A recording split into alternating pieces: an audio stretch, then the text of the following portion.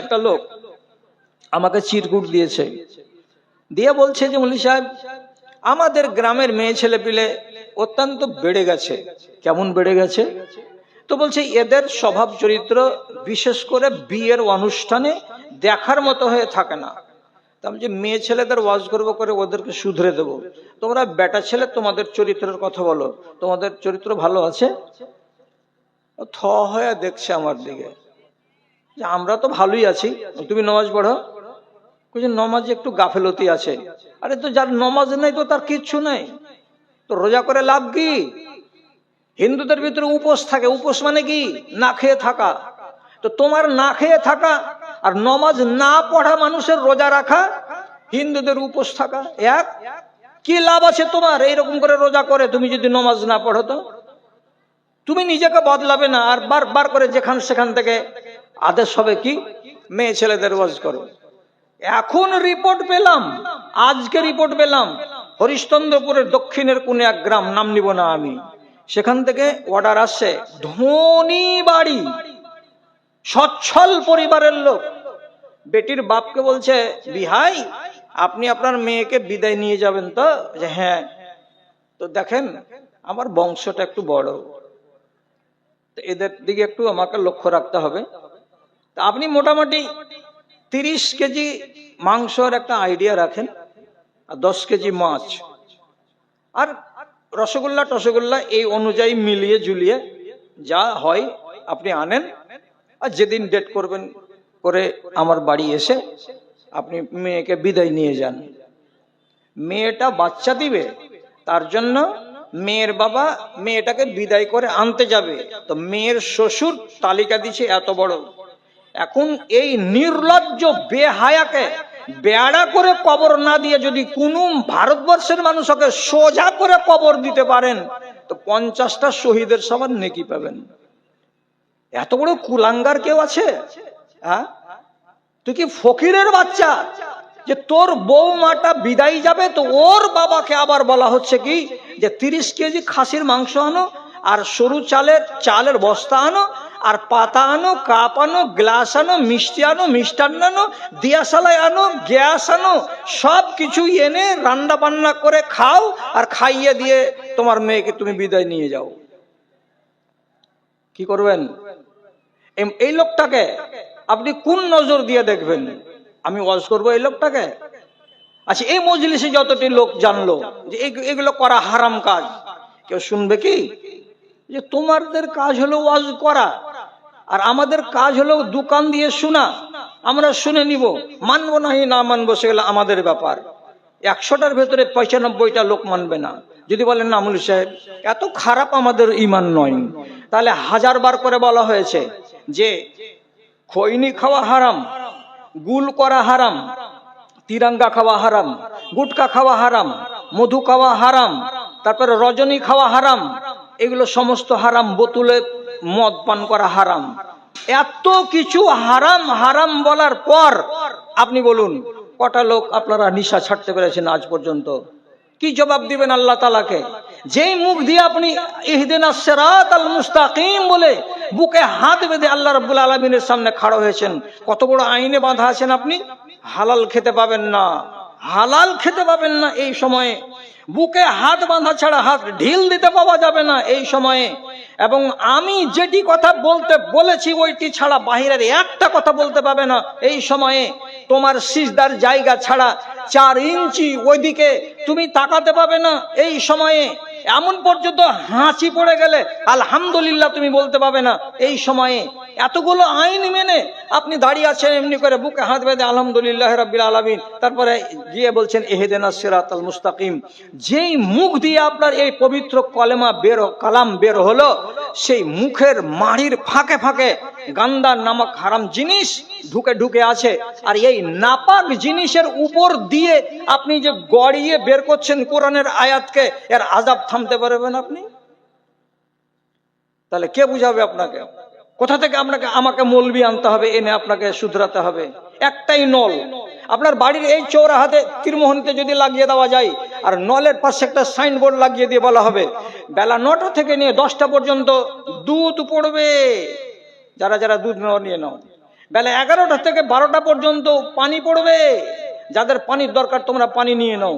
যদি ওইখানে লেখা থাকে বেলা 2টা থেকে বেলা 3টা পর্যন্ত যত শহরের পচা পানি আছে ওই পচা পানি পড়বে, কেউ পানি নিবে? গুলো পানি তো নিবেই না পচা। ওই নল থেকে দুধও নিবে না, ওই নল থেকে পানিও নিবে না। নিস নাবে এই নল দিয়ে পচা পানি পড়ে, শহরের মুখ টুত আবি ঝাবি পড়ে, ওই নলের পানিও আপনি পান করবেন না।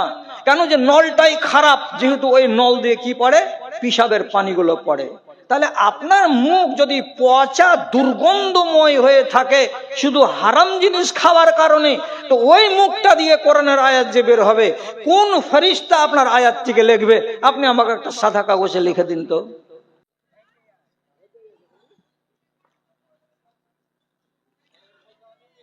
ইন্নাল হামদুলিল্লাহ নাহমাদুহু ওয়া নাস্তাঈনুহু ওয়া নাস্তাগফিরুহু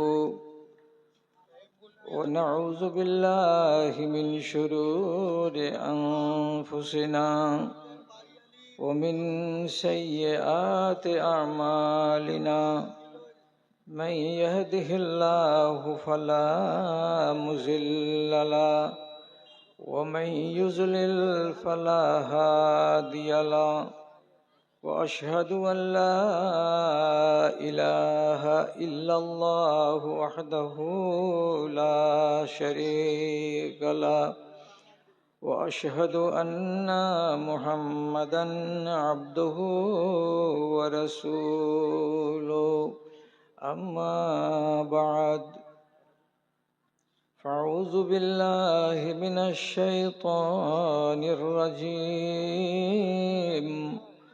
بسم الله الرحمن الرحيم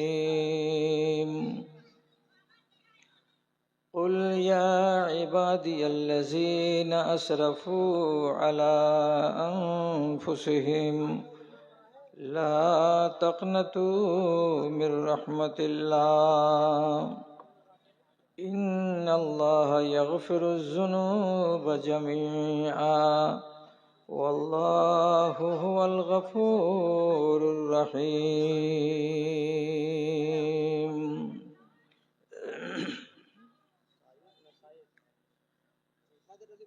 সকলের দাতা তুমি ওগো দয়াময়, এতটুকু কৃপা যেন মোর প্রতি হয়, এতটুকু কৃপা যেন মোর প্রতি হয়। আমি হীন গুনাহগার অতীব অসহায়, চলিতে বলিতে কত ভুল ত্রুটি হয়, সেসবের খতিয়ান নিও না কো তুমি, এইটুকু করুণা চাই শুধু আমি, এর বেশি চাহিবার আর কিছু নাই। সকলের দাতা তুমি ওগো দয়াময়, সাধ্যের বাহিরে কোনো ঝামেলা দিও না, আপদে বিপদে মোরে কভু ফেলিও না, দয়া করে সব গুনাহ মাফ করে দিও, রহম করিও মাওলা রহম করিও, তোমার দয়ায় যেন পার পেয়ে যাই, সকলের দাতা তুমি ওগো দয়াময়।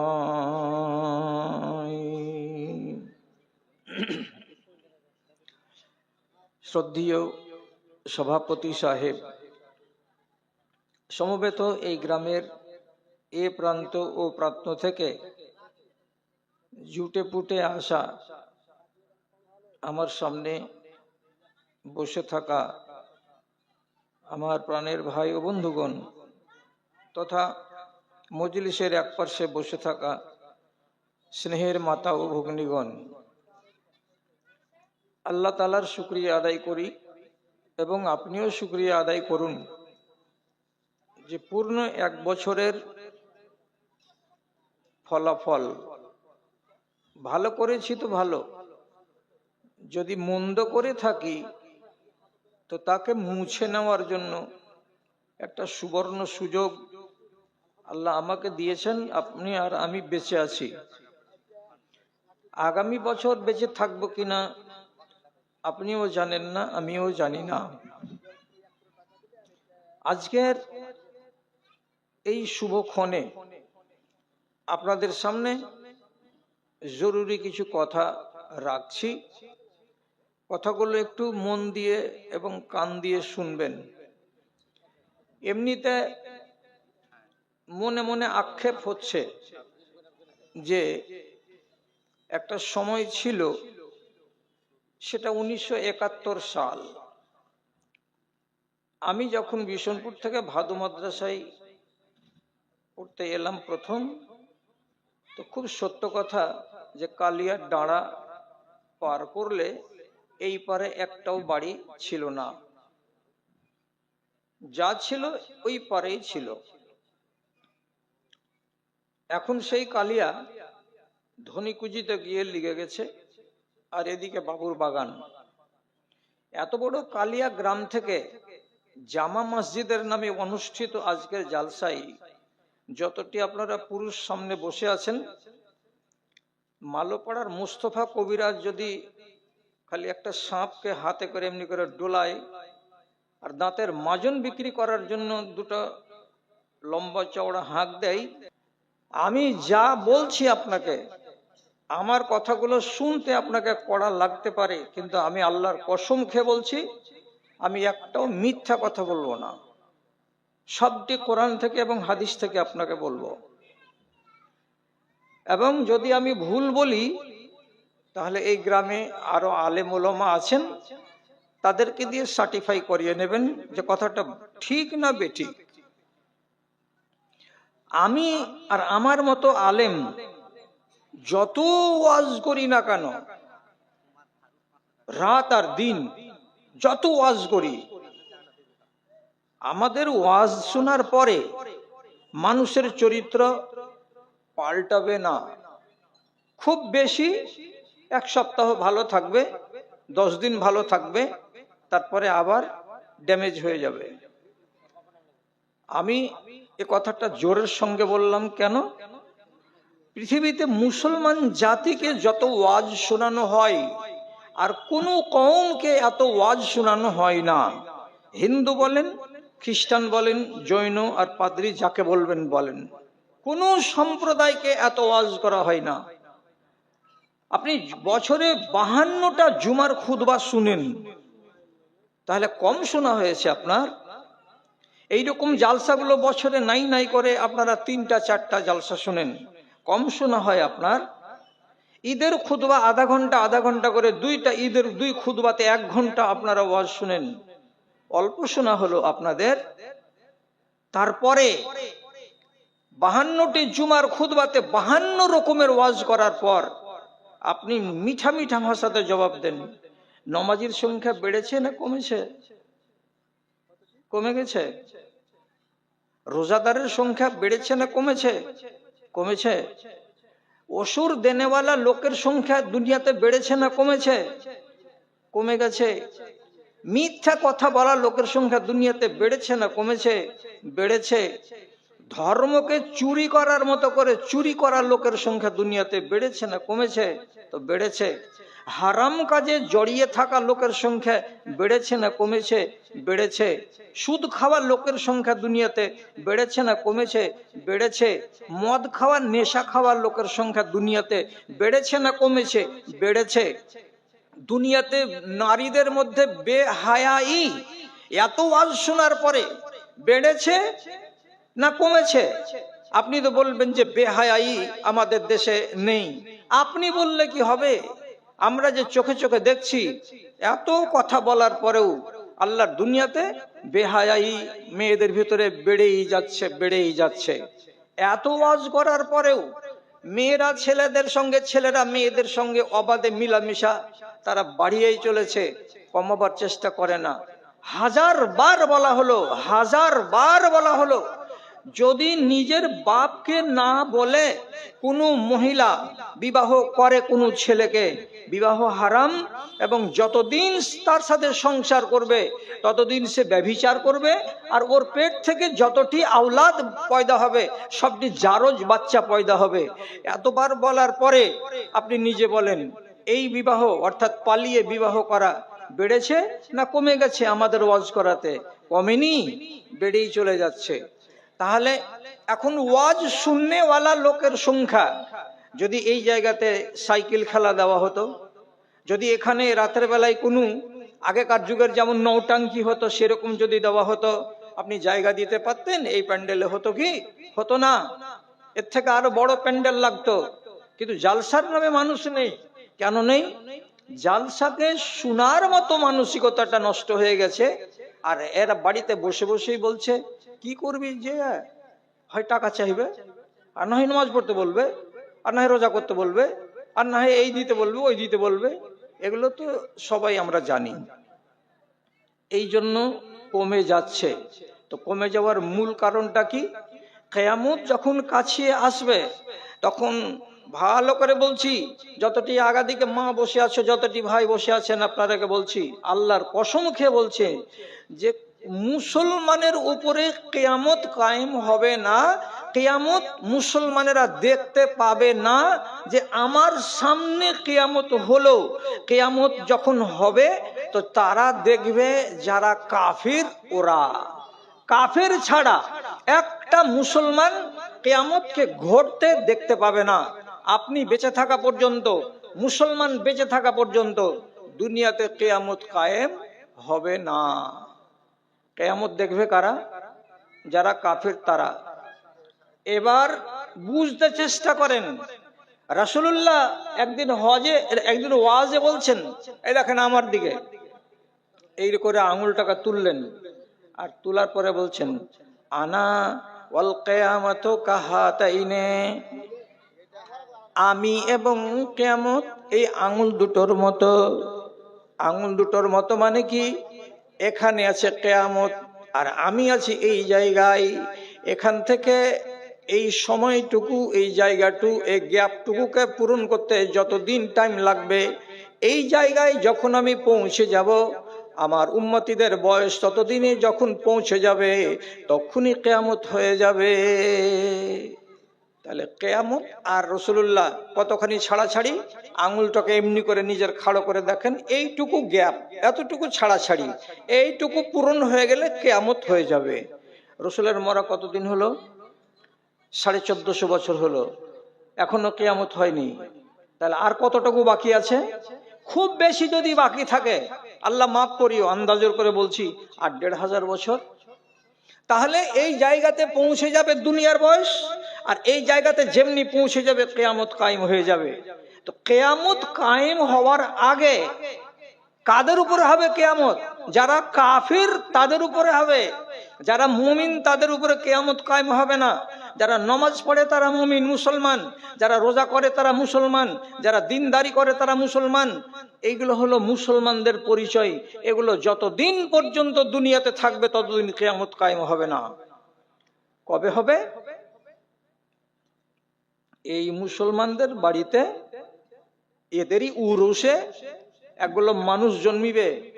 একবারে জন্মিবে না, 3 বারে, 4 বারে, 5 বারে, 6 বারে, 10 বারে। 10 বারের বার যেগুলো নসল পয়দা হবে দুনিয়াতে, আপনারই নসল, কিন্তু ওদের ভেতরে ঈমান খুঁজে পাওয়া যাবে না। ঈমান থাকবে না। কিভাবে হবে? আল্লাহ রাব্বুল আলামিন বলছেন তার নবীকে দিয়ে, দুনিয়া থেকে প্রথমে আল্লাহর ভয়, মানে আল্লাহ বলছেন আমার ভয় আমি মানুষের অন্তর থেকে উঠিয়ে দেব।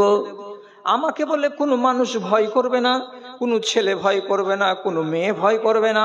যখন আমার ভয় অন্তর থেকে খালি হয়ে যাবে, তখন এরা চুরি করতেও দ্বিধা করবে না, মদ পান করতেও দ্বিধা করবে না, পালিয়ে বিয়ে করতেও দ্বিধা করবে না, পরের সম্পত্তিকে লুটে নিতেও দ্বিধা করবে না। যত হারাম কাজ আছে তারা একটাও হারাম কাজ করতে দ্বিধা করবে না। কেন? যে অন্তরে তাদের আল্লাহর ভয় নাই। আল্লাহর ভয় যখন উঠিয়ে নেবেন আল্লাহ রাব্বুল আলামিন, তখন আপনার দ্বারাই সব কাজ হতে থাকবে। 1000টা জুমা নামাজ পড়ান, হাদিসে লেখা আছে 3টা জুমা পর পর যে ছেড়ে দিল, কান্নাহু নাবাজাল ইসলাম ওয়ারা আজহারিহি, সে যেন ইসলামকে বাড়ির পিছন দিকে খাল খুঁড়ে পুঁতে দিয়ে বাড়ি চলে এলো। তার মানে ওর গায়ে ইসলাম আর নাই। আপনি বলুন কালিয়ার লোক, এরকম 3টা জুমা পর পর ছেড়ে দেওয়া লোক কালিয়াতে আছে না নাই? সাহস আছে বুকে? হ্যাঁ বলতে পারবেন? ভয় করছেন তো? ভয় আমরা করি না। এইরকম লোক আপনার সামনে আছে, এই গায়ে আছে, যাকে আপনি বলছেন মুসলমান ভাই, আর আপনি তাকে সালাম দিচ্ছেন আর কত কি করছেন, আর আসলে কিন্তু ওর ভেতরে ঈমান নাই। এই লোকটা একটা বেড়ে গেল। আর একটা লোক দেখেন, এমনও লোক আছে যার সংসারে 4টা বাচ্চা, স্বামী স্ত্রী, এদের বিয়ে হওয়া কতদিন হলো? বলে আমাদের বিয়ে হওয়া 25 বছর হয়ে গেল। বিয়েটা গোড়াতে ভুল ছিল, জায়েজ বিবাহ ছিল না। 1000বার মৌলানারা বললো, আর স্ত্রীকে বললো, কেউ বললো, ওরা মনে মনে বলছে যে হ্যাঁ ভুল, কিন্তু এখন নতুন করে আর কি করা যাবে? কি করা যাবে মানে কি? তোমাকে আবার বিয়ে করতে হবে। 25 বছর পরে হলেও, 5টা ছেলের বাপ হয়ে গেলেও বিবাহকে হালাল করতে হবে, না হলে তুমি গুনাহগার হয়ে মরবে।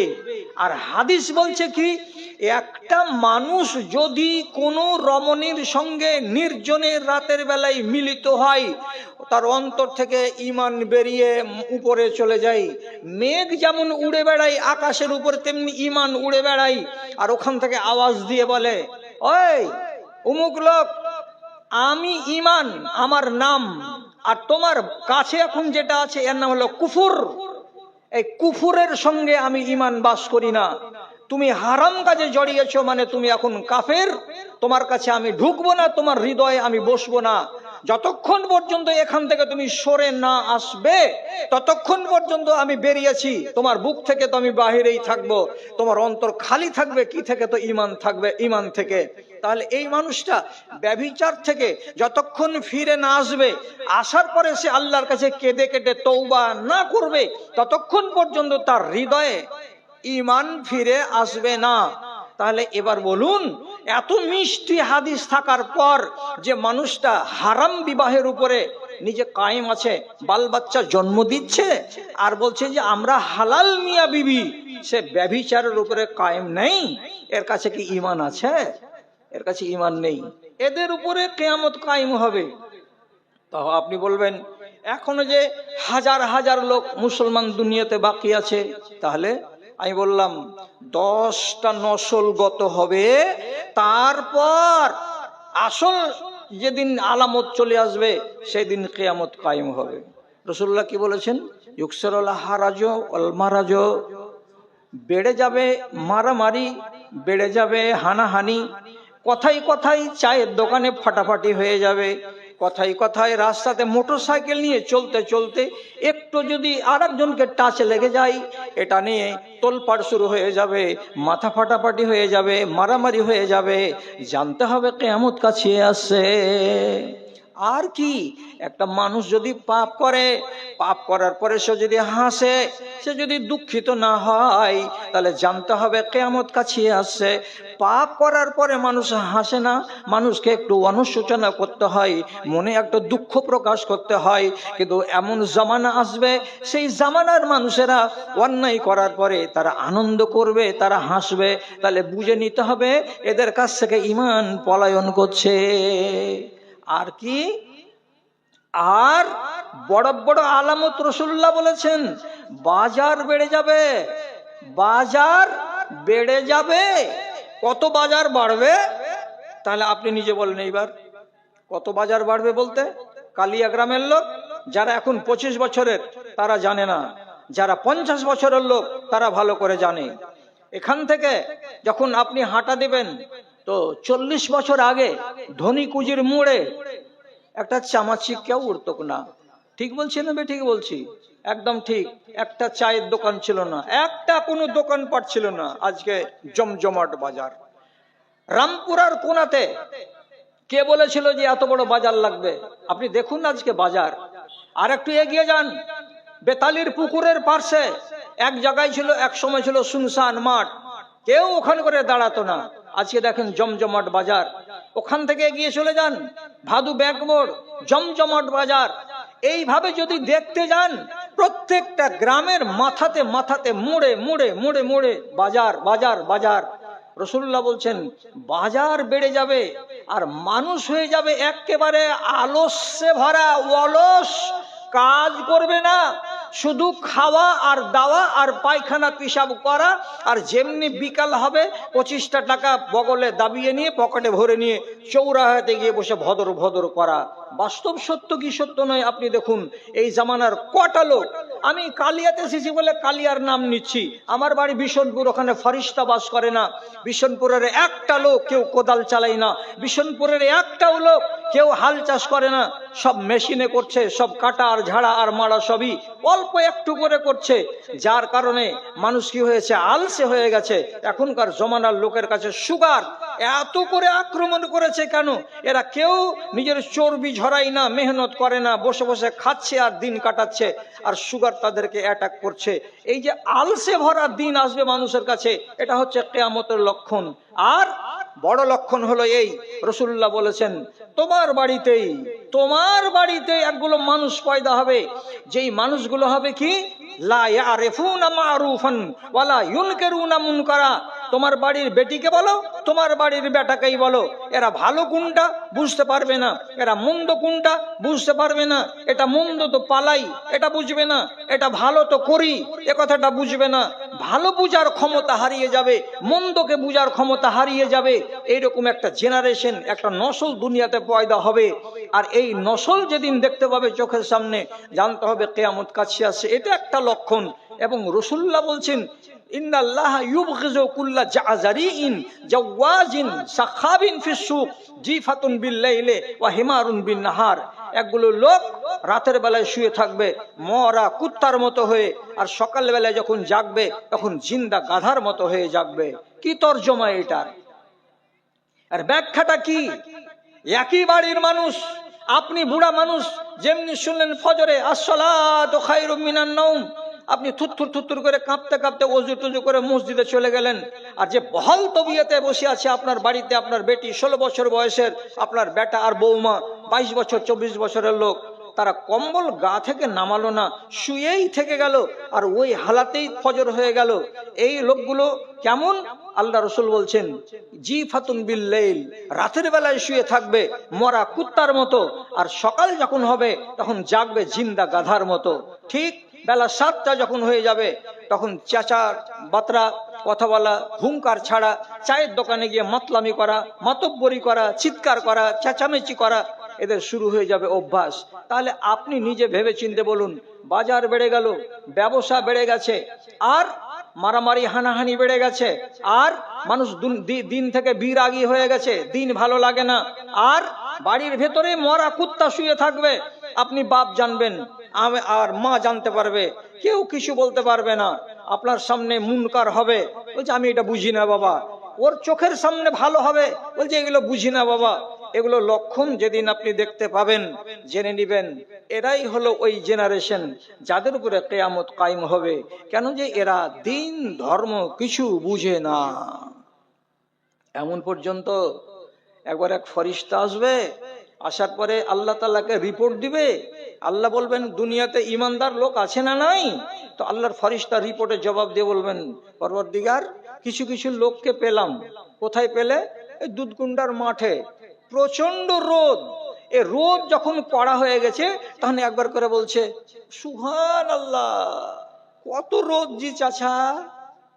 কি বলছে? সুবহানাল্লাহ। আর না তো কেউ একাধবার করে বলছে আল্লাহু আকবার, একবার করে আল্লাহু আকবার বলছে। আল্লাহ তাআলা বলছেন কিয়ামত কায়েম হবে না। কেন হবে না? ইমান ড্যামেজ হতে হতে হতে হতে হতে হতে একেবারে তলা নিতে পড়ে গেছে।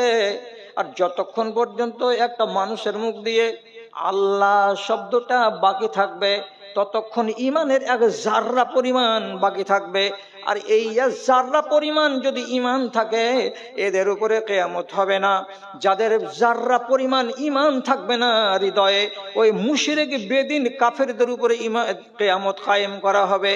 আর যখন 20টা বছর পার হয়ে যাবে, তখন আল্লাহর ফেরেশতা রিপোর্ট গিয়ে করবেন, পরওয়ারদিগারে আলম, যে কয়টা লোক আল্লাহ বলছিল একবার করে, যে কয়টা লোক সুবহানাল্লাহ বলছিল একবার করে, সে কথা বলার লোকগুলো আর দুনিয়াতে নাই।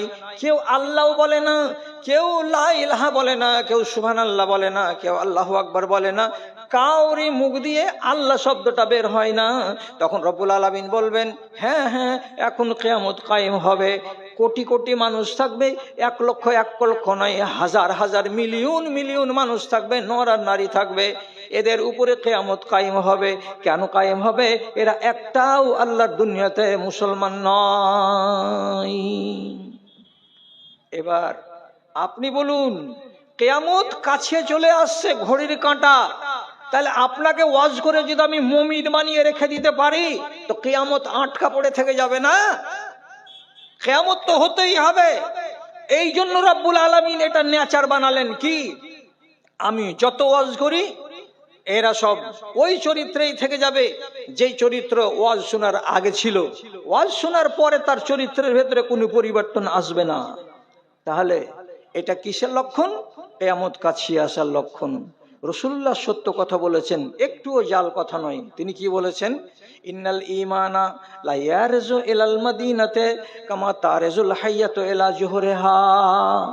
ঈমান এসেছিল মদিনা থেকে, এলো প্রথমে আফগানিস্তান, তারপরে এলো ইরান, তারপরে এলো পাকিস্তান, তারপরে এলো ভারতে, তারপরে এলো বাংলাদেশে, তারপরে গেল ইন্দোনেশিয়ায়, তারপরে গেল অস্ট্রেলিয়ায়, তারপরে গেল নিউজিল্যান্ডে, তারপরে গেল জাপানে, তারপরে চলে গেল এদিকে উত্তর দিকে উত্তর আমেরিকা, দক্ষিণ দিকে দক্ষিণ আমেরিকা। সারা দুনিয়াতে ঈমান গেল। কোনখান থেকে বের হলো? মদিনা থেকে বের হলো ঈমান। সারা দুনিয়াতে ঈমান গেল। পৃথিবীতে 228টা দেশ আছে। 228টা দেশের ভেতরে একটি মাত্র দেশ, তার নাম ভ্যাটিকান সিটি। ওতে মসজিদ নেই আর মুসলমান নেই। বাকি 227টি দেশ আছে, সব দেশে মসজিদ আছে, মুসলমান আছে, নামাজ পড়া হয়, আজান পড়ে। এই দেশগুলোতে ঈমান আছে। যখন কিয়ামত কাছে আসবে, তখন নবীজি কি বলছেন? ঈমান যেখান থেকে সফর শুরু করেছিল, ওই জায়গাতে আবার উল্টো হাঁটা দিবে। ঈমান আর থাকবে না দেশে। ভারতের মাটিতে ঈমান থাকবে না, বাংলাদেশের মাটিতে ঈমান থাকবে না, জাপানের মাটিতে ঈমান থাকবে না, আমেরিকার মাটিতে ঈমান থাকবে না। একদিন এমন হবে, ভারতবর্ষের মাটিতে মসজিদগুলো বিরান হয়ে পড়ে থাকবে, খাঁ খাঁ করে তাকাবে, একটা নমাজি থাকবে না, আজান দেওয়ার লোক পাওয়া যাবে না। এই অবস্থাটা পাকিস্তানেও হবে, এই অবস্থাটা আফগানিস্তানেও হবে। এই করে সারা দুনিয়া থেকে নমাজ উঠে যাবে, রোজা উঠে যাবে, কলেমা উঠে যাবে, ইবাদত উঠে যাবে। ঈমান পালাতে পালাতে পালাতে পালাতে সমস্ত মানুষগুলোকে বেঈমান বানিয়ে দিয়ে ঈমান কোথায় যাবে? যেখান থেকে বেরিয়েছিল, তার মানে মদিনা। মদিনা থেকে বেরিয়েছিল, আবার মদিনায় পৌঁছে যাবে। আর সারাটা দুনিয়ায় বেঈমান বেঈমান বেঈমান ভরে যাবে। আল্লাহ, কিসের লক্ষণ? কিয়ামত সংঘটিত হওয়ার আগের লক্ষণ। একটা লোক আমাকে চিরকুট দিয়েছে, দিয়ে বলছে যে মৌলভী সাহেব, আমাদের গ্রামের মেয়ে ছেলে পিলে অত্যন্ত বেড়ে গেছে। কেমন বেড়ে গেছে? তো বলছে এদের স্বভাব চরিত্র বিশেষ করে বিয়ের অনুষ্ঠানে দেখার মতো হয়ে থাকে না। আমি যে মেয়ে ছেলেদের ওয়াজ করবো করে ওদেরকে শুধরে দেবো, তোমরা বেটা ছেলে তোমাদের চরিত্রের কথা বলো, তোমাদের চরিত্র ভালো আছে? থ হয়ে দেখছে আমার দিকে, যে আমরা তো ভালোই আছি, তুমি নামাজ পড়ো। নমাজে একটু গাফেলতি আছে। আরে তো যার নমাজ নেই তো তার কিচ্ছু নেই, তো রোজা করে লাভ কি? হিন্দুদের ভিতরে উপোস থাকে। উপোস মানে কি? না খেয়ে থাকা। তো তোমার না খেয়ে থাকা আর নমাজ না পড়া মানুষের রোজা রাখা, হিন্দুদের উপোস থাকা এক। কি লাভ আছে তোমার এইরকম করে রোজা করে, তুমি যদি নমাজ না পড়ো? তো তুমি নিজেকে বদলাবে না, আর বারবার করে যেখান সেখান থেকে আদেশ হবে কি মেয়ে ছেলেদের ওয়াজ করো।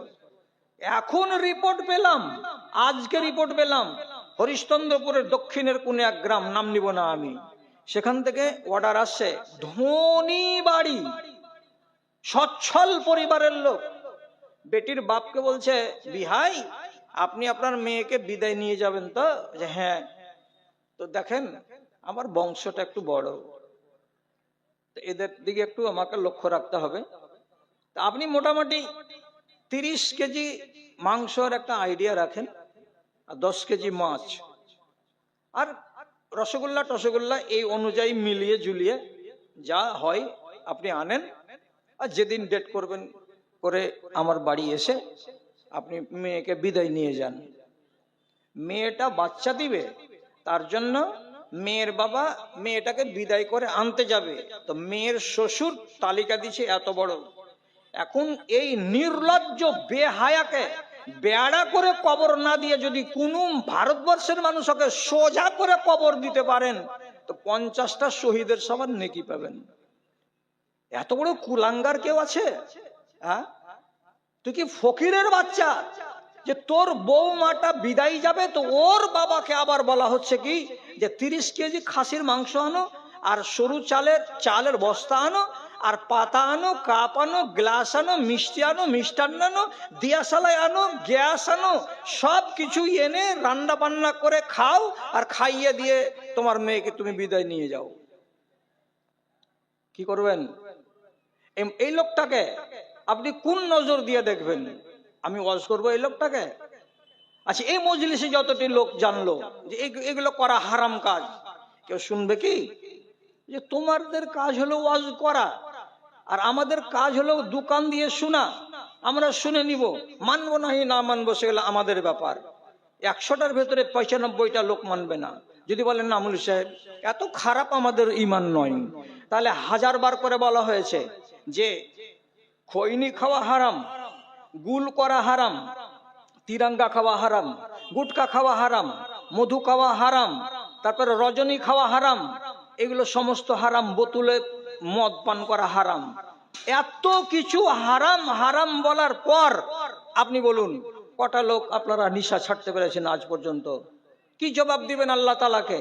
যেই মুখ দিয়ে আপনি ইহদিনাস সিরাতাল মুস্তাকিম বলে বুকে হাত বেঁধে আল্লাহ রাব্বুল আলামিনের সামনে খাড়া হয়েছেন, কত বড় আইনে বাঁধা আছেন আপনি, হালাল খেতে পাবেন না, হালাল খেতে পাবেন না এই সময়ে, বুকে হাত বাঁধা ছাড়া হাত ঢিল দিতে পাওয়া যাবে না এই সময়ে। এবং আমি যেটি কথা বলতে বলেছি ওইটি ছাড়া বাহিরের একটা কথা বলতে পাবে না এই সময়ে। তোমার সিজদার জায়গা ছাড়া 4 ইঞ্চি ওইদিকে তুমি তাকাতে পাবে না এই সময়ে। এমন পর্যন্ত হাঁচি পড়ে গেলে আলহামদুলিল্লাহ তুমি বলতে পাবে না এই সময়ে। এতগুলো আইন মেনে আপনি দাঁড়িয়ে আছেন এমনি করে বুকে হাত বেঁধে আলহামদুলিল্লাহ রাব্বিল আলামিন, তারপরে গিয়ে বলছেন ইহদিনাস সিরাতাল মুস্তাকিম। যেই মুখ দিয়ে আপনার এই পবিত্র কালাম বের হলো, সেই মুখের মাড়ির ফাঁকে ফাঁকে গান্দা নামক হারাম জিনিস ঢুকে ঢুকে আছে, আর এই নাপাক জিনিসের উপর দিয়ে আপনি যে গড়িয়ে বের করছেন কোরআনের আয়াতকে, এর আযাব থামতে পারবেন আপনি? তাহলে কে বুঝাবে আপনাকে? কোথা থেকে আমাকে মৌলবি আনতে হবে, এনে আপনাকে শুধরাতে হবে? একটাই নল আপনার বাড়ির এই চৌরাহাতে তীরমোহনীতে যদি লাগিয়ে দেওয়া যায়, আর নলের পাশে একটা সাইনবোর্ড লাগিয়ে দিয়ে বলা হবে বেলা 9টা থেকে নিয়ে 10টা পর্যন্ত দুধ পড়বে, যারা যারা দুধ নিয়ে নাও। বেলা 11টা থেকে 12টা পর্যন্ত পানি পড়বে, যাদের পানির দরকার তোমরা পানি নিয়ে নাও। যদি ওইখানে লেখা থাকে বেলা 2টা থেকে বেলা 3টা পর্যন্ত যত শহরের পচা পানি আছে ওই পচা পানি পড়বে, কেউ পানি নিবে? ওগুলো পানি তো নিবেই না পচা। ওই নল থেকে দুধও নিবে না, ওই নল থেকে পানিও নিবে না। নিস নাবে এই নল দিয়ে পচা পানি পড়ে, শহরের মুত টুত আবিঝাবি পড়ে, ওই নলের পানিও আপনি পান করবেন না। কেন? যে নলটাই খারাপ, যেহেতু ওই নল দিয়ে কি পড়ে, পিসাবের পানিগুলো পড়ে। তাহলে আপনার মুখ যদি পচা দুর্গন্ধময় হয়ে থাকে শুধু হারাম জিনিস খাওয়ার কারণে, তো ওই মুখটা দিয়ে কোরআনের আয়াত যে বের হবে, কোন ফেরেশতা আপনার আয়াতটিকে লিখবে? আপনি আমাকে একটা সাদা কাগজে লিখে দিন তো, আমি ওয়াজ কতদিন শোনাবো আপনাকে? ভাই আমার, যখন লোকটা বলল তখন ওর খাতিরে একটা কথা শুধু বলছি, আর বেশি কথা আমি বলবো না। রাসূলুল্লাহ বলেছেন একটা সাবালিকা মেয়ে আর একটা সাবালিকা মেয়ের পাশে খালি গায়ে গা লাগিয়ে একই কম্বলের নিচে ঘুমাতে পাবে না। শুনতে পেলেন? আবার কোন একটা সাবালক ছেলে আর একটা সাবালক ছেলের পাশে গায়ে গা লাগিয়ে খালি গায়ে একই কম্বলের তলায় ঘুমাতে পাবে না, এটা হারাম। এটা হারাম করা আছে। আচ্ছা ঠিক আছে, এবার আপনি বলুন, একটা মেয়ে আর একটা মেয়ের সঙ্গে খালি গায়ে এক চাদরের তলায় ঘুমাতে পাবে না কেন? তো দুটোই মেয়ে ছেলে। একটা যুবক ছেলে আর একটা যুবক ছেলের পাশে খালি গায়ে গায়ে গা লাগিয়ে একই চাদরে কম্বলের তলাতে ঘুমাতে পাবে না, কেন হারাম? কেনর মানে যদি বুঝতে চান তাহলে অন্য হাদিসে রাসূলুল্লাহ বলছেন, তোমারই নিজের বাল বাচ্চা তিনটা চারটে, একটার বয়স 5, একটার বয়স 7, একটার বয়স 9, এই যে বাচ্চাগুলো আছে বড় ছপ্পের খাটে, তুমি চওড়া ছপের খাটে শুইয়ে দিয়েছো, ভাই বোন সবাই একই ছাপের খাটে শুয়ে আছে। রাসূলুল্লাহ বলছেন এদের ভিতরে আপন ভাই বোন, এদের ভেতরে যদি একটা বোন 10 বছর বয়সে পড়ে যায়, অথবা একটা ভাই সে যদি 10 বছর বয়সে পড়ে যায়, রাসূলুল্লাহ বলছেন আর বিছানাটাকে আলাদা করে দাও, আর ওই ছেলেটাকে কিংবা মেয়েটাকে তার নিজের ভাই বোনের সাথে একই বিছানায় ঘুমাতে দিও না। ফাররিকুহু ফিল মাজাজে, বিছানা আলাদা করে দাও। আপনি বলুন ভাবনা চিন্তা করে রাসূলুল্লাহ কেন বলে গেলেন 1450 বছর আগে যে একটা বেটা বা বেটির বয়স 10 বছর হয়ে গেলে নিজের ভাই বোনের পাশে ঘুমাতে পাবে না? নার মানে হলো এই, 10 বছর যখন বয়স হয়ে যায় মানুষের ভেতরে চেতনা তৈরি হয়ে যায়, আর চেতনা যখন তৈরি হয়ে যাবে তখন 10 বছরের ভাইয়ের দ্বারাই ওই বিছানায় ঘুমিয়ে থাকা কম বয়সী ভাই কিংবা বোনের সঙ্গে অঘটন ঘটতে পারে, অথবা ওই বিছানায় ঘুমিয়ে থাকা 10 বছরের মেয়ের দ্বারাই তার ওই বিছানায় ঘুমিয়ে থাকা 7 বছরের ভাইয়ের সঙ্গে অঘটন ঘটে যেতে পারে। কেন যে যার বয়স 10 বছর হয়েছে তার ভেতরে চেতনা তৈরি হয়ে গেছে, খেয়াল তৈরি হয়ে গেছে, ভাবনা তৈরি হয়ে গেছে, এর ভেতরে আল্লাহ রাব্বুল আলামিন একটা আলাদা দুনিয়া সম্পর্কে বিবেক তাকে দান করে দিয়েছেন। অতএব যেখানে খাতরা আছে সেখানে রাখতে হবে না, ওর বিছানাটা আলাদা করে দিতে হবে। তাহলে দুটো সাবালক সাবালিকা ছেলে আর মেয়ে একই কম্বলের তলায় গায়ে গা লাগিয়ে ঘুমাতে গেলে বিপদ অনিবার্য আছে বলে রাসূলুল্লাহ 1450 বছর আগে নিষেধ করে দিয়েছেন, এই করে কেউ ঘুমাতে পাবে না। যদি হাদিসটাকে আপনি মানেন আর খালারা যদি মানে, তাহলে আমি কি আদবের সাথে এই কথাটা বলতে পাবো না? সর্দারের বেটার যদি বিয়ে লাগে তো তুমি তার বাড়িতে থুবড়া দিতে যাও, থুবড়াটা দিয়ে সর্দারনিকে বলো খালা তোমার ছেলের বিয়ে লেগেছে, এই দেখো আন্দারসা বা মিষ্টি দিয়ে গেলাম, খালাস, আর কোনো কাজ নেই। কিন্তু আজকের জামানার মহিলারা থুবড়া খাওয়াবার নাম করে এই মাথার মেয়ে মধ্যপাড়ার ছেলেকে গিয়ে লোকমা তুলে তার মুখে ভরে দিয়ে তারপরে যোগ করে মজাক করে ঠাট্টা করে তারপরে বাড়ি ফিরে আসছে। তাহলে একটা মেয়ে একটা ছেলের শরীরে টাচ করানো এক, যেদিন বিয়ে লাগবে তার আগের দিন ছেলেটাকে হলুদ মাখাবার নামে ওর টোলার যত সাবালিকা মেয়েরা আছে সবাই মিলে মিশে তার গায়ে যে হলুদ লাগিয়ে দেয়, হলুদ মাখিয়ে দেয়। আল্লাহর কসম খেয়ে বলেন আপনি, আর আল্লাহর কসম খেয়ে বলুক আড়ালের মা খালারা, যে তাদের কি এইভাবে একটা আজনাবি বেটা ছেলের গায়ে এই হলুদ মাখিয়ে দেওয়াটা জায়েজ আছে? কোনদিন জায়েজ আছে? যদি হাদিসকে মানে তো তাহলে মেয়ে মেয়ে ঘুমাতে পাবে না, ছেলে ছেলে ঘুমাতে পাবে না। আর সেখানে একটা ছেলে আর একটা মেয়ে এর গাকে যদি এইভাবে কেউ মলে দেয় আর পিঠকে নেড়ে দেয়, আল্লাহর কসম খেয়ে বলছি গজব নামার নয় যে ওই টাইমে তার উপরে গজব নেমে যায় আর জমি ফাটে না যে তাকে জমির ভেতরে আল্লাহ তাআলা তাকে ভরে দেয়, এত বড় অন্যায় কাজ করে। অথচ বন্ধ হয়েছে কি? বন্ধ হয়নি, বন্ধ হবে না। কেন হবে না? 1000 বার ওয়াজ করি পর্দা বাড়বে না, কমে যাবে। 1000 বার ওয়াজ করি পালিয়ে বিবাহ করা কমবে না, বেড়েই যাবে। কেন বাড়বে?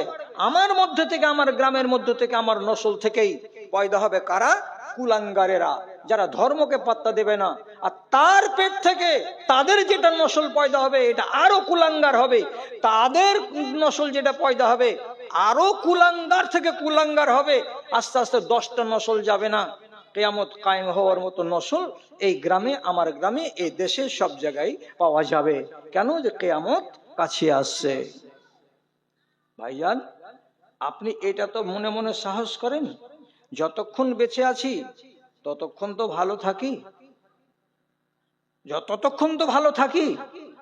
তাহলে যদি এটা নেক নিয়ত থাকে আপনাদের, তা আমি আপনাকে একটা খুব পরিষ্কার কথা বলছি, যদি আপনার দিলের ভেতরে নেক নিয়ত থাকে যে আল্লাহ যেটুকু পাপ হলো হলো, আল্লাহ তুমি এইটুকু পাপ আমার গা থেকে নামিয়ে দাও, আর আমাকে অন্তত পক্ষে তুমি মুমিন করে কবরে নাও, এই যদি আপনার ইরাদা থাকে, আকাঙ্ক্ষা থাকে, তাহলে আপনি নিজেকে আজকে ভালো করে নেন। কেন? খাস খাস সময় আছে, ওই দিনে ওই সময়ে যদি আপনি নিজের শরীরটাকে পাক করতে চান আর যত রকমের অপরাধ করেছেন তা থেকে যদি মুক্ত হতে চান, তাহলে ইনশাআল্লাহ আপনার গাটা একেবারে পরিষ্কার হয়ে যাবে, গুনাহ থেকে মুক্ত হয়ে যাবে, আর আপনি একদম পরিষ্কার ধপধপে সাদা হয়ে যাবেন। কেমন? জমজমের পানি যেমন পাক তেমন। ইচ্ছা যদি থাকে তাহলে, আর যদি ইচ্ছা না থাকে কিছুই নেই। শাবান মাসের 14 তারিখের দিন গিয়ে যেটা রাত আসে, সেই রাতে আল্লাহ তাআলা ছাড় দিয়েছেন। ছাড়, পৃথিবীর মানুষ, তোমার পাহাড়ের সমান যদি গুনাহ থাকে আমি আল্লাহ মার্জনা করতে রাজি আছি।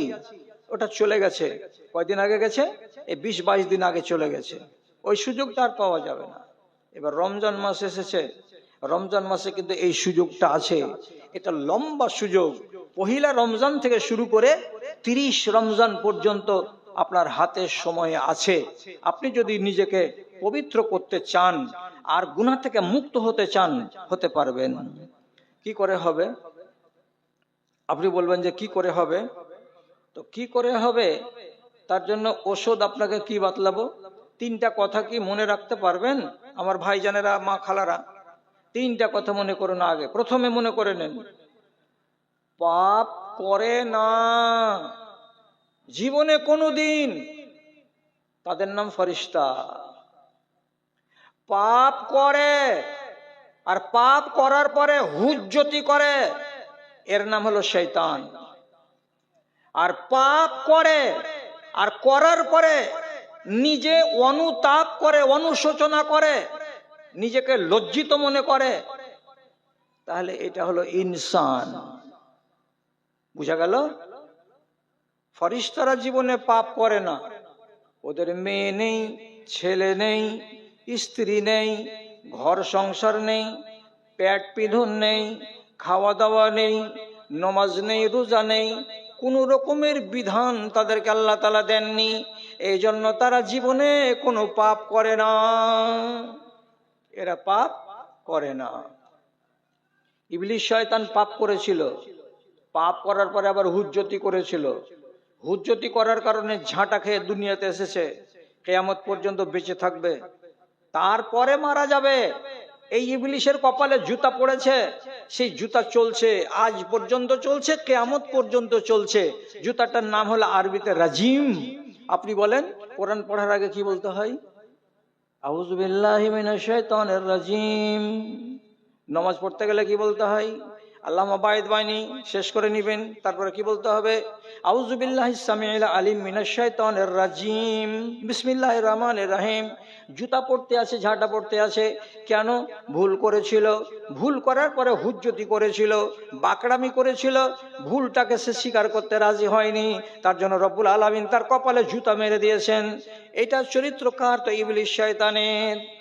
আর যারা ভুল করবে আর ভুল করার পরে নিজে নিজেই বলবে, স্বীকার করে, যা কি করলাম, আল্লাহ ভুল হয়ে গেছে আমার দ্বারাই, তো সে যদি নিজের ভুলটাকে স্বীকার করে নেয়, আর স্বীকার করে নেওয়া শুধু নয়, আল্লাহ রাব্বুল আলামিনের কাছে যদি কি করে? ইস্তেগফার করে, আল্লাহ তুমি আমাকে মাপ দাও, তোমার কাছে মাপ চাইছি, আল্লাহ ক্ষমা করো, বলে যদি আল্লাহ রাব্বুল আলামিনের কাছে মাপ চাই, তাহলে সেই লোকটাকে আল্লাহ তাআলা বলছেন তোমাকে মাফ করে দেওয়া হবে। তাহলে আপনি মাপ চান, ভালো কথা। খুশির খবর আপনাকে বলবো। খুশির খবর হলো এই, আব্দুল্লাহ বিন মাসউদ বলছেন রাসূলুল্লাহর সামনে, আল্লাহ রাসূল, বনী ইসরাইলের উম্মতেরা আমাদের চাইতে ভালো ছিল। কেন রে বাবা? বলছে ওরা পাপ করত, তখন ওদের পাপের শাস্তিটা ওদের ঘরের দরজাতে আল্লাহ তাআলার ফেরেশতারা রাতের বেলায় লিখে দিয়ে চলে যেত। বুঝতে পারলেন না? একটা লোক জিনা করেছে, কেউ জানে না, আল্লাহ তো জানেন। ফেরেশতাকে অর্ডার করে দিবেন, যাও মকবুলের বাড়ির মেইন গেটে চৌকাটের উপরে লিখে দিয়ে চলে আসো ওর সাজাটা। কি সাজা? একটা আনফাকা, তোমার নাক কাটো। লেখা থাকবে না। কেন নাক কাটবে? যে যার দরজায় লেখা থাকবে কথাটা সে জানতে পারবে, আর বাহিরকার লোকেরাও জানতে পারবে মকবুল ভাই নিশ্চয়ই একটা বড় অপরাধ করেছে, না হলে তার ঘরের দরজাতে কেন লেখা আছে যে তোমার নাক তোমাকে কাটতে হবে। নাক কেটে নিল, গুনাহ থেকে মাফ হয়ে গেল। আর একটা লোক ধরে নেন মদ খেয়ে চলে এসেছে, ওর ঘরের দরজাতে লেখা থাকবে ইত্তাউজ নাকা, তুমি তোমার কান কাটো। কান কাটতে গেলে পরশুদিন রাত্রে যেটা অপরাধ করেছো, এই অপরাধ থেকে তোমাকে আল্লাহ তাআলা মুক্ত করে দেবেন। এই জিনিসটা যখন দরজাতে লিখে দেওয়া হয়, তখন ওই জমানার লোকেরা তাড়াতাড়ি করে কান কাটে কিংবা তাড়াতাড়ি করে নাক কাটে। যদি না কেটে দেয় ততক্ষণ পর্যন্ত লেখাটা মিটাবে না।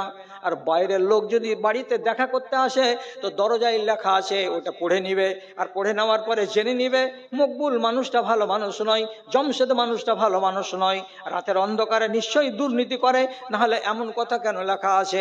এটা নিয়ম ছিল কাদের? তো বনী ইসরাইলদের।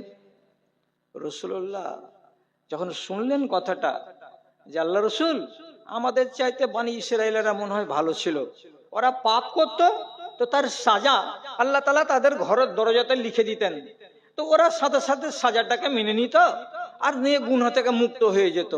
আর আমরা কত লোক অন্যায় অপরাধ করছি, চুরি ডাকাতি রাহাজানি ছিনতাই ব্যভিচার মদখোরি সুদখোরি, সব আমাদের লুকা থাকছে, কেউ জানতে পারে না, আর আমাদের গুনাহগুলো মোচন হয় না।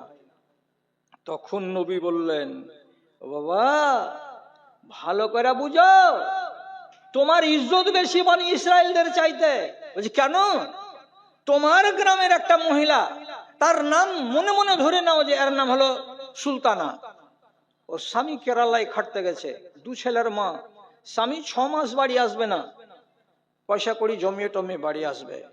এই সুলতানা অন্য একজন লোকের সঙ্গে ফোনে ফোনে কথা বলে রাতের বেলায় অপরাধ করে নিয়েছে। তাহলে স্বামী বাড়িতে নেই, আর এই মহিলা তার স্বামীর আমানতে খিয়ানত করেছে, কেউ জানে না। তাহলে এই মহিলাটার নামে ওর স্বামীর বাড়িতে ওর ঘরের দরজায় সাইনবোর্ড লেগে যেত আল্লাহর ফয়সালা অনুযায়ী, আর দিয়ে বলতো কি সুলতানা ইফতা আনফাকে, সুলতানা তুমি তোমার নাক কাটো জলদি। তো যদি ওর স্বামী 3 দিন পরে বাড়ি এসে দেখে আর বলে হারে ঘরের দরজাতে এই কথা কেন লেখা আছে, স্বামী বুঝে নিবে না যে আমার স্ত্রী এত বড় অন্যায় করে বসে আছে? ঢোল পিটে যাবে না গ্রামে? বলছে হ্যাঁ, তো তাহলে আমাদের গুনাহ কেমন করে মাফ হবে? তো রাসূলুল্লাহ তখন বলছেন যে আমাদেরকে আল্লাহ রাব্বুল আলামিন বলেছেন ওয়াল্লাযিনা ইযা ফাআলু ফাহিশাতান আও যালামু, আমার বান্দারা, আল্লাহ রাব্বুল আলামিন বলছেন আমার বান্দারা অর্থাৎ এই উম্মতিরা, তোমরা যদি কেউ ব্যভিচার করো, তোমরা যদি কেউ চুরি করো, ডাকাতি করো, রাহাজানি করো, যতই বড় ধরনের অপরাধ করো না কেন, যদি নির্জনে বসে নিরালায় বসে আল্লাহ রাব্বুল আলামিনকে স্মরণ করো আর মুখ দিয়ে উচ্চারণ করে বলো আস্তাগফিরুল্লাহ, মুখ দিয়ে যদি উচ্চারণ করো আস্তাগফিরুল্লাহ রাব্বি মিন কুল্লি যামবি ওয়া আতুবু ইলাইহি, আল্লাহ তোমার কাছে মাপ চাইছি, তুমি আমাকে ক্ষমা করে দাও, এই কথাটা যদি তোমরা উচ্চারণ করো তাহলে তোমাদের সব গুনাহ মাফ হয়ে যাবে, একটাও গুনাহ তোমাদের জমা থাকবে না। এটা ভালো না ওইটা ভালো? তো বলছেন আমাদেরটা ভালো। আমি রাতের অন্ধকারে পাপ করব আর আল্লাহ রাব্বুল আলামিনের কাছে মাপ চেয়ে নিব, তাহলে তো আমার গুনাহ মাফ হয়ে গেল। তাহলে আমার মতো ভালো পজিশনে কে আছে? জি, কেউ করতে পারবে? তার চাইতে বড় কথা আবু বকর সিদ্দিক রাদিয়াল্লাহু তাআলা আনহু বলছেন, ও বাবা, ও মা, খালা আর আমার দাদাজিরা, আপনাদেরকে বলছি, যদি বড় কোনো অপরাধ থাকে তাহলে হযরত আবু বকর সিদ্দিক রাদিয়াল্লাহু তাআলা আনহু বলছেন, তুমি কোনো এক রাতে এই মাসের ভিতরে মসজিদে যাও, ঢের রাতে ওয়ান নাসু নিয়াম, দুনিয়ার মানুষ ঘুমিয়ে থাকবে, এরকম রাতে 2টা 2:30টার সময় সাহারি রান্না করার জন্য মা খালারা উঠবে, তার একটুখানি আগে তুমি মসজিদে যাও, 2 রাকাত নামাজ পড়ো। আর 2 রাকাত নামাজ আদায় করার পর মসজিদের ভিতরে একাই তুমি আছো, আর কেউ নেই, নির্জনে বসে আছো কোণাতে অন্ধকারে। 2 রাকাত নামাজ পড়ে দেওয়ার পর এইবার তুমি রব্বুল আলামিনের কাছে হাত তুলো, আর হাত তোলার পরে আল্লাহ তাআলার কাছে আকুলি বিকুলি করে বলো যে পরওয়ারদিগার, আমার এই গুনাহ হয়েছে, আমার এই গুনাহ হয়েছে, আমি এই অপরাধ করেছি বলে আপনি যদি আল্লাহ তাআলার কাছে মাপ চান, কসম আল্লাহর বলছি, যদি চোখের পানি নামাতে পারেন তো 100% গ্যারান্টি যে আপনার দোয়া কবুল হবেই হবে। আর যদি চোখের পানি নামাতে নাও পারেন, আর যদি আল্লাহ তাআলার কাছে আকুলি বিকুলি করে এই মাসে দোয়া করা যায়, তাহলে পরে আপনার গুনাহ খাতা ঘাড় থেকে সব নেমে যাবে, জমা থাকবে না ঘাড়ে। একটা দোয়া বলছি, কোনো ভাই যদি কোনো মৌলবীর কাছ থেকে লিখে নেন, কোনো মা যদি কাউরি কাছ থেকে লিখে নেই আর নেওয়ার পরে সেটাকে মুখস্থ করার চেষ্টা করে, দাদারে আমার, আপনার গা খানা একদম পাক আর সাফ থাকবে, কোনোদিন পাপ আপনার ঘাড়ে জমে থাকবে না। আমি বলে শোনাচ্ছি, একটা শুনে দেখেন কেমন লাগে। আল্লাহুম্মা গফিরলি, আল্লাহুম্মা গফিরলি মা কদ্দামতু ওয়া মা আখারতু ওয়া মা আসরারতু ওয়া মা আলানতু ওয়া মা আসরাফতু ওয়া মা আনতা আলামু বিহি মিন্নি, আনতাল মুকদ্দিমু ওয়া আনতাল মুআখিরু, লা ইলাহা ইল্লা আনতা। এই দোয়াটাতে কি বলেছি? এ রব্বে কারীম, তুমি আমাকে মাফ দাও, যেগুলো আমি জেনে করেছি তাও দাও, যেগুলো না জেনে করেছি সেটাও দাও, এবং যেগুলো লুকিয়ে রেখেছি সেগুলোর মাপ দাও, যেগুলো সামনে খুলে দিয়েছি সেগুলোকেও মাপ দাও, যেগুলো আমার জানা নেই ভুলে গেছি পাপ করার পরে, কিন্তু তুমি জানো মালিক, তুমি আমাকে সেগুলো মাপ দাও। এই কথা বলে যদি একটা বান্দা রব্বুল আলামিনের কাছে আরাধনা করে, তো রাসূল করিম সাল্লাল্লাহু আলাইহি সাল্লাম বলছেন, তার গাটাকে পানিতে ভিজা পাতা যেমন তাতে কোনো দাগ থাকে না, ধাব্বা থাকে না, ওই রকম আপনার গাটাকে পরিষ্কার করে দেওয়া হয়, গুনাহ থেকে আপনাকে মুক্ত করে দেওয়া হয়। যদি বলেন যে আমরা ভাই মুলি সাহেব খেটে খাওয়া মানুষ, এতগুলো লম্বা চড়া আমরা করতে পারবো না, তো ছোটটাই করবেন। ছোটটা কি? এই নিয়াতে করবেন। কি নিয়াতে? আমি আমার যত গুনাহ আছে তার মাপ চাই, এই নিয়াতে আল্লাহ তাআলাকে বলবেন কি, আস্তাগফিরুল্লাহি রাব্বি মিন কুল্লি যামবি ওয়া আতুবু ইলাইহি। এটা তো বলা যাবে? এটা না, এটাও বলতে পারবেন না। আস্তাগফিরুল্লাহি রাব্বি মিন কুল্লি যামবি ওয়া আতুবু ইলাইহি, এই কথাটা বলবেন। আপনি বলুন তো, রাসূলুল্লাহর কোনো পাপ ছিল কি জীবনে? ছিল না। অথচ তিনি বলছেন আমি সারাটা দিনের ভেতরে 100 বার করে বলি আল্লাহ তাআলার কাছে, আস্তাগফিরুল্লাহ, আল্লাহ তুমি আমাকে মাফ দাও। তিনি 100 বার করে দিনে বলছেন, আল্লাহ তুমি আমাকে মাফ দাও, আল্লাহ তুমি আমাকে মাফ দাও। তো আমরা তো গুনাহগার মানুষ, আমরা 100 বার নয়, আপনাকে 10 বার বলতে বললাম, তাহলে আপনার দ্বারা এটা কাজ হবে না। আর একটা কথা বলে যাচ্ছি, আমার পরে আর একজন বক্তা আছে, আমি খুব বেশি সময় আপনাদের নিব না, 11:30 হতে হতে আমি ছেড়ে দেব, তারপরে আর একটা বক্তা আছে, তাকে আবার আপনাদের সামনে আনা হবে। আমি বলতে চাইছি, যদি 2টা কথাকে মায়েরা আর ভাইয়েরা আপনারা সব সময় মগজে চেতন করে রাখেন, তাহলে আপনার ইমানে পোকা লাগবে না। কি বললাম? 2টো কথাকে যদি আপনি মুখস্থ রাখেন, খেয়ালে রাখেন, তাহলে আপনার ইমানে কোনোদিন পোকা লাগবে না, আপনার ইমানটা সলিড হয়ে থাকবে। 1 নম্বর, আমার দিকে দেখেন, আল্লাহ তাআলা বলছেন, ওয়া হুয়া মাআকুম আইনামা কুনতুম ওয়াল্লাহু বিমা তা'মালুনা বাসীর। তর্জমাটা করার আগে তর্জমাটা করার আগে আপনাকে শুধু বুঝাবার জন্য বলছি, এক দুটা লোক কমসে কম হ্যাঁ কিংবা না বলিয়েন তো দাদারা। এক দুটা লোক। বড় বড় ব্যাংকে জায়গা জায়গা ক্যামেরা উপরে লাগা আছে, এগুলোকে বলা হয় সিসি ক্যামেরা। আচ্ছা, আপনারা কেউ দেখেছেন এগুলো? বলেন তো, কেউ হ্যাঁ না বলেন। দেখেছেন তো?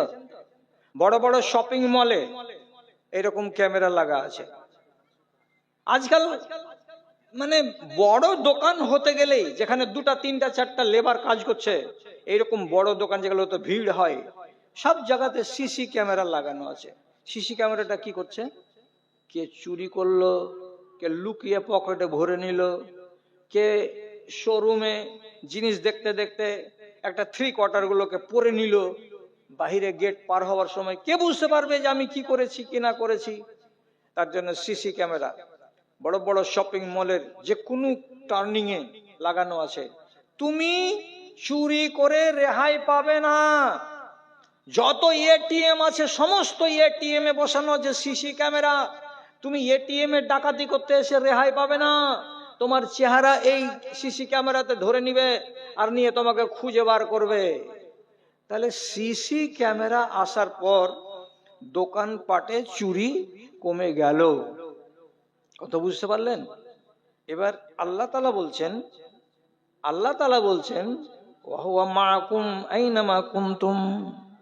হে মানুষেরা, তোমরা যেখানেই থাকো না কেন, যে হালাতে থাকো না কেন, যেই অবস্থাতেই থাকো না কেন, তুমি আল্লাহ রাব্বুল আলামিনের চোখের সামনে আছো, তুমি আল্লাহর সাথে আছো, তোমার সঙ্গে রব্বুল আলামিনের লিংক হয়ে আছে। তুমি একটা মিনিটের জন্য আল্লাহ তাআলার নিয়ন্ত্রণের বাইরে যেতে পারবে না, তোমার হিম্মত নাই। আল্লাহ। তাহলে আপনি মনে মনে বলবেন, হাজি পায়খানার ঘরে আছি তো আল্লাহ আমাকে বুঝতে পারছেন, জানতে পারছেন, আল্লাহ তাআলার নিয়ন্ত্রণে আমি আছি। জি, আপনি পানির তলাতে ডুবে যান, আল্লাহর নিয়ন্ত্রণে আছেন। আল্লাহর ক্যামেরাকে ফাঁকি দেওয়া যাবে না। এবার কোরআনের এই আয়াতটাকে যদি বলেন যে আমি বিশ্বাস করি, তাহলে আল্লাহর কসম খেয়ে বলেন তো, এই সামিয়ানার তলাতে আল্লাহর কসম খেয়ে আপনি যখন কোনো অচেনা মানুষের সাথে কোনো বাগানে গিয়ে মিলিত হচ্ছেন রাতের অন্ধকারে, আপনি আছেন আর আপনার সাথে একটা কোনো মহিলা আছে, এই অপরাধ করতে গেলে আপনার মনটা কি বলছে যে আমি আল্লাহ তাআলার সিসি ক্যামেরাতে আছি না নাই? তো যদি এই আয়াতটার উপরে আপনার ঈমান থাকে, তাহলে আল্লাহর কসম খেয়ে বলছি যে আপনাকে রব্বুল আলামিন একদম সিসি ক্যামেরাতে যেমন দেখতে পাওয়া যায়, তেমনি তিনি দেখতে পাচ্ছেন যে আমার এই দুই বান্দা আর বান্দি রাত্রি 8টা 8:30টার সময় আমের বাগানে এই কলঙ্ক করছে। তাহলে আপনি রব্বুল আলামিনের চোখের সামনে এত বড় অন্যায় করতে পারবেন? যদি বলেন হ্যাঁ পারবো, তাহলে আবার জিজ্ঞেস করে বলছি, আপনি একটা মেয়ে ছেলেকে ভালোবাসেন, আপনার গ্রামের মধ্য রাস্তা দিয়ে হেঁটে চলে যাচ্ছে, আপনি গলিতে দাঁড়িয়ে আছেন, বাম দিকে আপনার বাবা দাঁড়িয়ে আছে, এই মহিলাকে তো আপনি ভালোবাসেন খুব। তো মহিলাকে যদি বলেন এ রোজিনা এদিকে এসো, তো রোজিনা তো তোমাকে খুব ভালোবাসে, তোমার কাছে চলে এলো, তুমি তোমার বাপের সামনে ওই মহিলাকে তুমি চুমু দিতে পারবা? ওই মহিলাকে তুমি তোমার বাপের সামনে তার কাঁধে হাত দিয়ে তুমি তাকে জড়িয়ে ধরতে পারবা? বলে না মৌলভী সাহেব, একটা লজ্জা বলে তো কথা আছে, একটা হায়া বলে তো কথা আছে। আমি আমার বাপের সামনে এই মহিলাকে, আর এই মহিলা কোন কথা, নিজের বিবিকে পর্যন্ত তুমি কি তোমার বাপের সামনে চুমু খেতে পারবে? তোমার বাপের সামনে কি তুমি তোমার স্ত্রীর গায়ে হাত দিতে পারবে? এটা তো লজ্জার কথা, এটা যদিও সেটা হালাল। তো তুমি যখন এই কাজটা করতে পারছো না, তো আল্লাহ রাব্বুল আলামিন বলছেন আমি তোমার সাথে আছি, সব জায়গাতে তোমাকে আমি দেখছি, নিয়ন্ত্রণে আছো। তো তাহলে কোন লাজে একটা মানুষ অপরাধের সঙ্গে জড়াতে পারে? যেমনি 30 টাকা দিয়ে তুমি মদের ভাট্টিতে হাত বাড়িয়ে একটা গিলাস ধরবে, এই গিলাসের ফটোটা আল্লাহ রাব্বুল আলামিন উপর থেকে দেখতে পাচ্ছেন না? যে হ্যাঁ পাচ্ছেন। ঈমান নেই তোমার? যদি বলে হ্যাঁ আছে, গিলাসটাকে ফেলে দিতে পারলে না? যদি বলে না পারলাম না, তাহলে তুমি অবিশ্বাস করো কাকে? আল্লাহ রাব্বুল আলামিনের চোখকে, আল্লাহ রাব্বুল আলামিনের নিয়ন্ত্রণকে। আর যারা এইরকম অস্বীকার করবে ডাইরেক্ট, এর ঈমান পুড়ে ছাই হয়ে গেছে, ছারখার হয়ে গেছে, একে 1000 বার ওয়াজ শোনাতে গেল এর কোনো সংশোধন হবে না। এই আয়াতটা আপনাকে মগজে রাখতে বললাম। কি রাখলাম? আপনি আল্লাহ রাব্বুল আলামিনের সিসি ক্যামেরার সামনে আছেন, এটা কেউ ছেলেও না ভুলে আর কোনো মেয়েও না ভুলে। আর একটা কথা বলে দিচ্ছি, এটা যদি আয়াত আপনার মগজে জিন্দা থাকে তাহলে আপনি কোনোদিন দুর্বল ইমানের হবেন না। সেটা কি? শতকরা 90টা মেয়ে লোক জানে, আর আপনারা তো সবাই জানেন। মৌলভী সাহেবেরা জুমা পড়াতে গেলে আর অন্যান্য সময়ে আয়াতগুলা পড়ে, যেমন কেরামান কাতিবিন, কেরামান কাতিবিন ইয়ালামুনা মা তাফআলুন। আপনার কাঁধে দুটো ফেরেশতা আছে, ডানে বামে। তো মেয়ে ছেলে পিলে আগের গুলো গল্প করতো যে দুটো ফেরেশতা আছে, দুটো ফেরেশতা আছে। কি? কেরামান কাতিবিন, কেরামান কাতিবিন। ফেরেশতা দুটার নাম নয়, এই দুটো নাম নয়, ফেরেশতা দুটার পরিচয়। একটা ডানে আছে, একটা বামে আছে। ডানেরটা লিখবে আপনার সব সময় ভালো কাজ, আর বামেরটা লিখবে আপনার সব সময় মন্দ কাজ। একটা ছাড়বে না। আর আওয়াজ লিখবে, আপনার হাত পায়ের কুদাকুদি তাও ধরবে, ছবি বানিয়ে নেবে, সিডি ক্যাসেট বানিয়ে নেবে। যেমন আমি এখানে বলছি, আমার কথাগুলো সব ক্যামেরাতে সব লিপিবদ্ধ হয়ে যাচ্ছে। আমি কি মিটাতে পারবো? পারবো না। তেমনি আপনার বাম কাঁধে যেগুলো পাপ লেখা হচ্ছে আপনি মিটাতে পারবেন না। তাহলে দুটো ফারিস্তা যেখানে আপনাকে ঘুমাবার কালে, জাগবার কালে, বিদেশে, নিজের দেশে, পানির তলায়, পানির উপরে, ডাঙায়, গাছের উপরে, যেখানে ইচ্ছা সেখানে আপনি যাবেন, দুই ফারিস্তা আপনার ভালো আর মন্দ লিখছে। তাহলে আপনি কোন সাহসে, কোন সাহসে, বুকের পাটা কত আপনার, যে আপনি কেন এরকম অন্যায় কাজের দিকে যাচ্ছেন? আপনার মন একবার বলে না যে আমি যে অন্যায়টা করলাম তো সাথে সাথে যে ভিডিও ক্যামেরা হয়ে গেল? কে করলো ভিডিও ক্যামেরা? আল্লাহর ফেরেশতা। আপনারা সবাই বলবেন হ্যাঁ ভিডিও ক্যামেরা হলো, কোথায় প্রমাণ আছে এগুলো? কোথায় প্রমাণ আছে? আল্লাহ তাআলা কোরআন মাজিদের ভিতরে স্পষ্ট করে বলে দিয়েছেন, ইয়াউমা তুবলা সারায়ের। কিয়ামতের দিন কোন একটা লোক যখন নিজের গুনাহকে স্বীকার করবে না, তখন রব্বুল আলামিন হাজার মানুষের সামনে তাকে ডাকবেন, আর ডাকার পরে বলবেন তোর কীর্তিগুলোকে মানুষের সামনে তুলে ধরছি, আয় নিজের চোখে দেখ। তার ক্যাসেটটাকে চালিয়ে দেওয়া যাবে, তার ভেদের কথাগুলোকে যখন সামনে এনে দেওয়া যাবে, বড় একটা স্ক্রিনের সামনে যখন ভাসবে তোমার 30 বছর বয়সের কারনামা, তোমার 30 বছর বয়সের কেলেঙ্কারি, তখন তুমি চেষ্টা করবে মিটিয়ে দেব, আল্লাহ এটাকে থামিয়ে দাও, আমার বেইজ্জতি যেন আর না হয়। রব্বুল আলামিন বলছেন সেদিন তোমার কোনো বাপ এসে ওই সিডিটাকে বন্ধ করতে পারবে না। আমি যখন গ্রামবাসীকে দেখাবো, দুনিয়ার মানুষকে দেখাবো তোমাকে বেইজ্জত করার জন্য, সেদিন কাউরি হিম্মত হবে না সেটাকে বন্ধ করে দেওয়ার। রেকর্ড হয় না? এগুলো রেকর্ড হয় না? তো যদি আপনি বলেন বিশ্বাস করি, বিশ্বাস করি, এ কথাটা যদি আপনার ইমানের মধ্যে জায়গা পেয়ে থাকে, তাহলে আপনাকে জোরের সাথে বলবো, কেন মন্দ কাজে হাত দিতে গেলেন যেখানে সিডি ক্যামেরা হয়ে গেল? লুকাবেন কি দিয়ে? লুকাবার ক্ষমতা নেই। এই জন্য আপনাকে আমি আদরের সাথে বলছিলাম, খুব মোহাব্বতের সাথে বলছিলাম, দুটো আল্লাহর কোরআনের আয়াতকে যদি মগজে জিন্দা করে রাখেন, আপনার ইমানের রোগ লাগবে না। ভাই আমার আর বোন আমার, 1 নম্বর আয়াত বললাম, আপনি আল্লাহ রাব্বুল আলামিনের সিসি ক্যামেরাতে আছেন, একটা সেকেন্ডের জন্য আপনার কোনো আমলকে লুকাতে পারা যাবে না। আর ডানে আর বামের ফেরেশতা আপনার ভিডিও ক্যাসেট বানাচ্ছে, আপনি কোনো একদিনেরও এমন কোনো দৃশ্যকে আপনি আড়াল করতে পারবেন না যে এটা রেকর্ড করেনি আল্লাহর ফেরেশতারা। কেন? সব সময় আপনার পাশে, আপনার পাশে, আপনি ঘুমাবেন তবুও, আপনি হাটে ঘাটে চলবেন তবুও ওরা নিজের কাজে মজবুত আছে, কাজ করে চলে যাচ্ছে। সুতরাং এই দুটো কথাকে মাথাতে রাখুন, ইনশাআল্লাহ আপনার ইমানের হেফাজত হবে। আর রমজান মাসটাকে কাজে লাগান। আর শেষের বেলায় বক্তাটা আসতে দেরি হচ্ছে বলে আমি একটু আচ্ছা এই কয়েকটা মিনিট আপনাদের আমি বেশি করে নিয়ে নিলাম।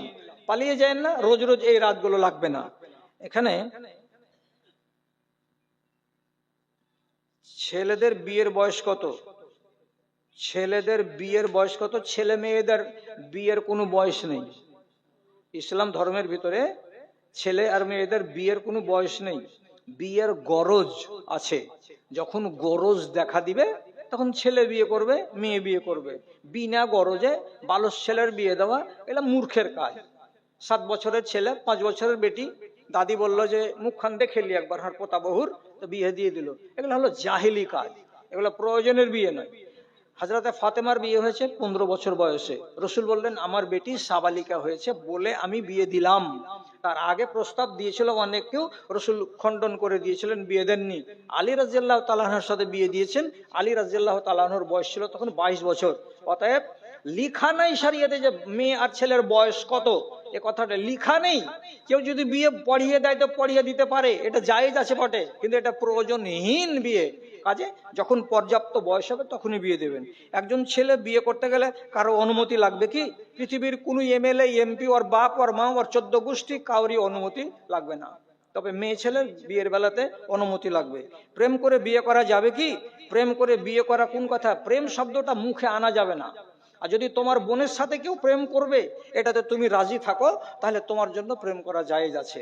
পরের মেয়ের সঙ্গে তুমি প্রেম করবা তখন জায়েজ হবে, আর তোমার বোনের সঙ্গে কেউ প্রেম করবে তখন তুমি বলবে সালা খাড়া নিয়ে খাড়া হবো, এটা চলবে না। অতএব হারাম কথা এটা মুখে আনবে না। জীবনে প্রেম করা যাবে না, প্রেম করা জায়েজ নয়। একটা ছেলের কাছে কত টাকা হলে বিয়ে করা উচিত, কত টাকা হলে এমন কোনো কথা শরীয়তে লেখা নেই। সেটা লেখা আছে কোরআন মাজিদের কাছে যে বিমা আনফাকতুম, তার মানে কি তুমি যে মেয়েটাকে বিয়ে করে আনবা তার খরচা পানি যোগান দিতে পারবা তাহলে বিয়ে করো। আর যদি বলি খরচাপাতি দিতে পারবো না, আমি বিয়ে করে আনবো, আনার পরে মেয়েটাকে বলবো যদি শামসি যা যায় ভিক করে লিয়ে আইগা আর আমি বসে বসে খাবো, তাহলে তোমার মতন গাঁডুর বিয়ে করা যায় নয়। ওকে বিয়ে করতে হবে না। কি করবো তাহলে আমি? আর গায়ে যৌবন আছে, মুলবি আজহারকে বলবেন বলে দিবে রোজা চালাও। রোজা চালাতে গেলে তোমার শরীরের যৌবনকে কুইটা রেখে দিবে। খালি রমজান মাসে 30 দিন নয়, সারা বছর রোজা চালাও, যাতে তোমার শরীরের মনটা থেঁতলে থাকে। সারা মাস রোজা, একদিন রোজা একদিন ছাড়া, একদিন রোজা একদিন ছাড়া চালাও, তখন তোমার চোখ এমনি খালি নিচু দিকে ঢুল ঢুল করবে, আর বিয়ে করার জন্য চাঁড় তৈরি হবে না তোমার ভেতরে। রাসূলুল্লাহ হাদিসে বলে দিয়েছেন যতদিন পর্যন্ত পুঁজি না হবে ততদিন তো পর্যন্ত তুমি রোজা চালিয়ে যাও। তো যাক, কথা অনেকটি হয়ে গেল। এবার আচ্ছা আচ্ছা, এই পালিয়ে টালিয়ে যায় না, পালিয়ে যায় না। আচ্ছা, ও মুলবি আজহারের আহলিয়া বাড়ি থেকে দিয়ে পাঠিয়েছে 1000 টাকা, একটা মহিলার দান এলো। আচ্ছা, কথাটা হলো এই, মসজিদের জন্মলগ্নে দান ছাড়তে হয় না। যদি আপনি 1 বস্তা সিমেন্ট লিখে দিয়ে থাকেন আর একদিন আপনি নামাজ পড়েন ওইখানে, আপনার মনটা খালি উৎফুল্ল হয়ে যাবে। আলহামদুলিল্লাহ, আমি 1 বস্তা সিমেন্ট দিয়েছিলাম, ছাদ হয়ে গেছে, আজকে নামাজ পড়লাম, মনটা খুশি হবে আপনার। তো এটা জন্মলগ্ন, মসজিদটার ছাদ হবে। এই টাইমে আপনি নিজেকে দূরে সরিয়ে রাখেন না। আল্লাহর ওয়াস্তে আপনারা যারা কম পুঁজির লোক আছেন তারা আপনারা 1টা করে সিমেন্টের বস্তা, আর যারা ভালো আছেন একটু গা গতরে মাংস আছে তারা একটু বেশি করে বলেন। কেন যে অনেকটি রড লাগবে, অনেকটি সিমেন্ট লাগবে, অনেকটি চিপসি লাগবে, অনেকটি বালি লাগবে। তো যেভাবে দান উঠেছে এইভাবে দান করতে গেলে কিন্তু হবে না। এই জন্য বলছি। আরবে আছে মান্নানের ছেলে আব্দুল সত্তার 4000 টাকা, আলহামদুলিল্লাহ। বাইরে বিদেশে আছে কে ওটা? মানিরুলের দেড়টা, ওরা পাঠিয়েছে 7000। দোয়া চাইছে সবার কাছে আপনাদের।